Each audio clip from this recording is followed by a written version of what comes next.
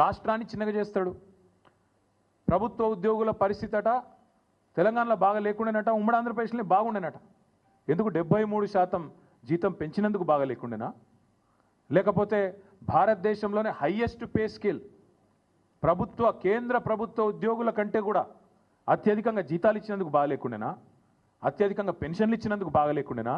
లేదా ఇదే ప్రభుత్వ ఉద్యోగులు మన రాష్ట్రాన్ని అగ్రభాగాన భారతదేశంలో నిలబెట్టినందుకు బాగా లేకుండేనా? ప్రపంచంలోనే అతిపెద్ద లిఫ్ట్ ఇరిగేషన్ ప్రాజెక్టు కట్టింది ఇదే ప్రభుత్వ ఉద్యోగులు కాదా? ఇదే ప్రభుత్వంలోని ఇరిగేషన్ డిపార్ట్మెంట్ కాదా? రాష్ట్రాన్ని భారతదేశంలోనే తలసరి ఆదాయంలో నిలబెట్టింది అగ్రభాగాన ఇదే ప్రభుత్వ ఉద్యోగులు, ఇదే ప్రజలు కాదా?